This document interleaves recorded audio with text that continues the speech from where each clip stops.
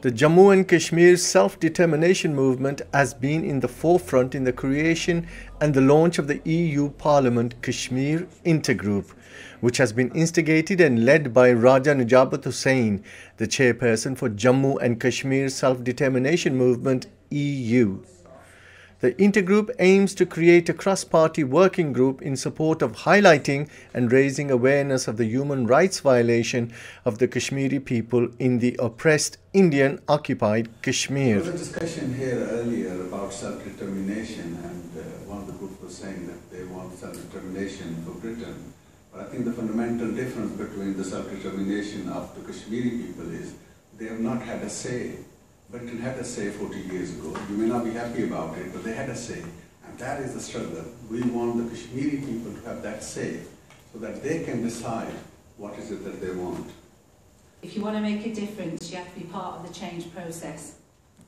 We can highlight the issues as much as we can, but if our politicians don't support us, how can that change occur?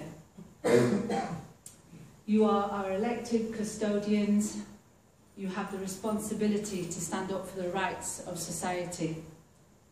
The people of Kashmir need the right to self-determination. Too many years have gone by and our voices for freedom have been silenced. I implore the leaders here, let Kashmir's right to self-determination happen now in our lifetime. Let us be the ones that makes history. And so I suppose I'm learning very fast how to make the case for those people, for people who don't have the things that, you know, they don't have their rights. They're people who have been denied their rights in all kinds of ways, and particularly standing up for women. So it's great that the European Kashmir Women's Group are here as well. And it's a great pleasure to welcome the Kashmiri Women's Council back again to Brussels, and indeed Raja Najabat and the independence or the self-determination movement for Kashmir. I know that you have been many times and you are very persistent, and I really congratulate you for that persistence. It is thought-provoking. It is very new for me as well in Parliament. I think the lady's just absolutely pivotal in everything that she said. Is very from the heart, and I think if we all left this meeting tonight with that in our hearts, I believe collectively we can try and support that self-determination.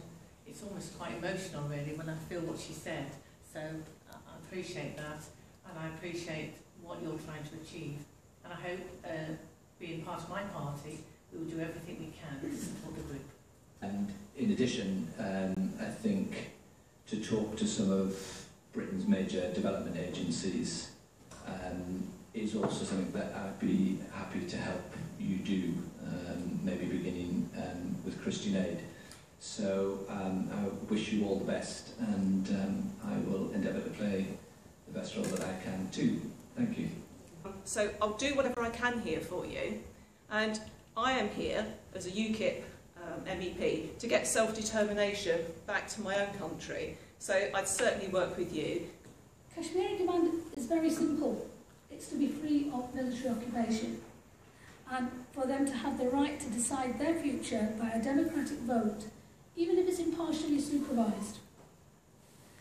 This has already been defined in the United Nations Charter.